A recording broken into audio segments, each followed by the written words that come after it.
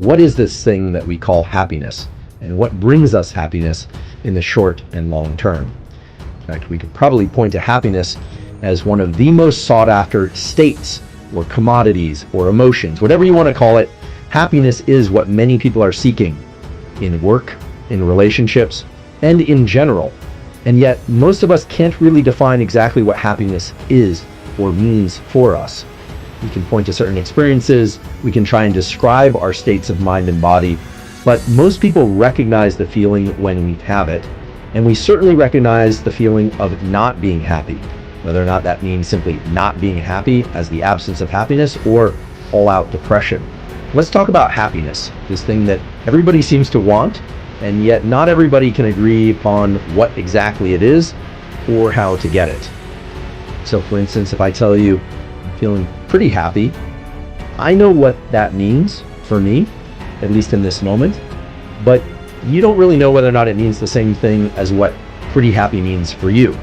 If I say I'm extremely happy, I have a big grin, I have a grin on my face that I can't seem to wipe off my face, well then you might get a sense of how much happier I am than pretty happy, but it's still hard to calibrate my level of internal state or happiness. And the same is true for you and for everybody else.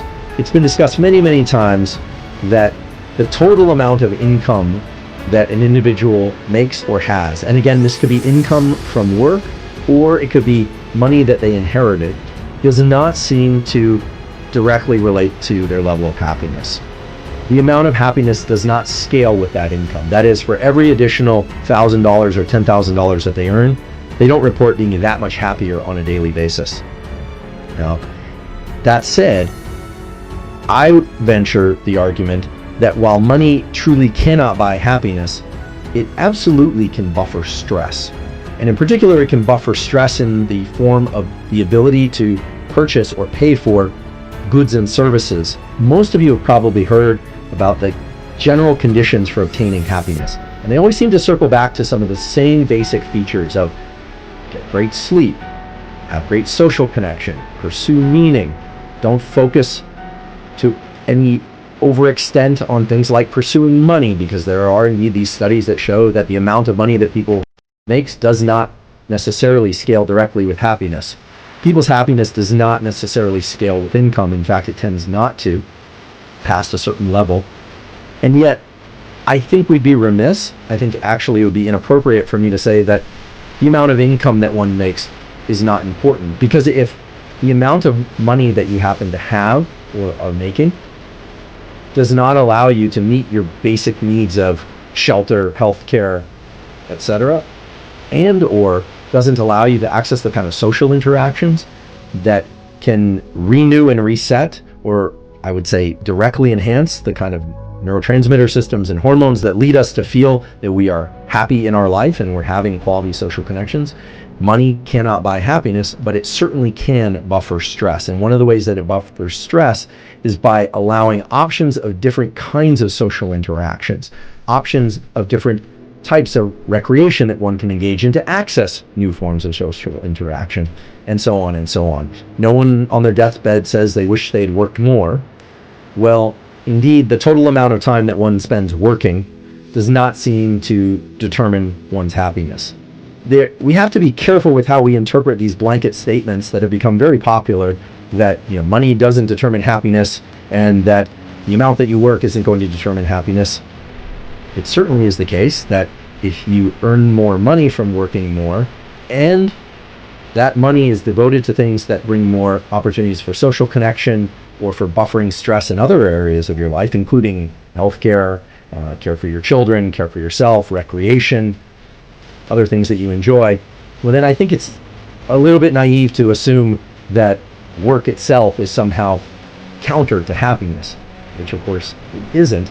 And it especially isn't if we combine that feature of work with another important feature of the human psyche, which is this notion of meaning. The big factors that determine happiness. It's going to be social connection, not income. It's going to be the amount of time that you are able to have open thinking and creativity, which I think is an essential feature of happiness, by the way. Physical health, in particular, one's ability to stay mobile, and to be able to access the kind of daily activities that one needs to accomplish unassisted is a strong correlate of happiness, and so on and so on. Where people in their 20s report being very, very happy, but as time goes on and they acquire more responsibility, so typically getting married and having children in their mid to late 20s and 30s and into their 40s, having more work demands, etc., happiness tends to be rated lower and lower, at least in those previous studies. And then happiness tended to increase as people approached their 50s and 60s, and they tended to retire and their work demands were shed from them and they were able to enjoy the small things of life, despite the fact that in general, I would say almost always, people's health is not as vigorous when they're 70 as it is when they're 20. There are exceptions to that, of course, and of course you can adjust the rate of cognitive and physical decline, but in general, people in their 20s feel more physically and mentally vigorous than they do in their 60s and 70s, in general. Many of us have heard about meditation. Many of us think about meditation as a mindfulness exercise, mindfulness in quotes, because that itself needs definition, but as perceptual or focus-based training, which is really what the data point to. Notions around consciousness and states of mind are very hard to define, but it's very clear that even a 5 minutes a day, or ideally up to a 13-minute a day meditation, can greatly increase our ability to focus, and for a wandering mind is an unhappy mind, also make it very clear that the ability to refocus again and again and again on what we're doing throughout our day, regardless of what we're doing, can have a very dramatic, in fact, a statistically significant increase on our levels of overall happiness.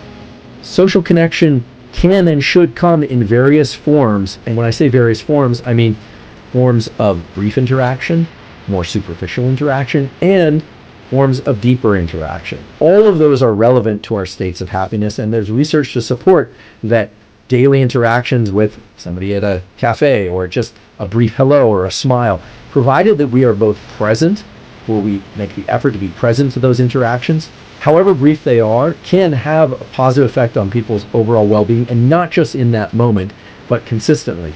People are willing to explore certain topics with you. You're willing to hear them and listen really carefully for what they're saying, and they're willing to hear and listen to what you're saying in an attempt to understand.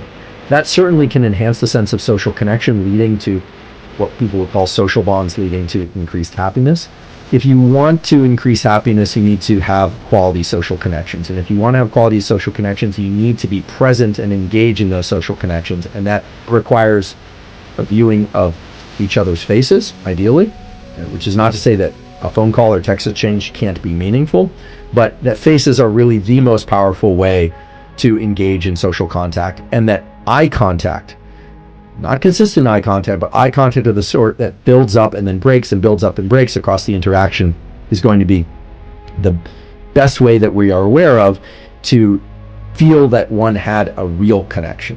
That focusing on the choices we've made and really investing in those choices as good ones or great ones, and really trying to limit our thinking to the choices that we've made once we've made them, is perhaps also important to our natural happiness, because it's so inextricably entwined with what we think of as a good life. And what I mean by that is, if we are constantly in a mode of evaluative decision making even after we've made a decision, we are not neurochemically nor psychologically able to extract the feelings of happiness associated with the choice that we make. Working on being focused on whatever activities you happen to be engaged in, positive or negative, is known to increase your levels of happiness. Again, focusing on the choice that you made and making the best of that choice, especially since you made that choice in a way that you deemed best at the time, well, that also is known to increase your overall levels of happiness.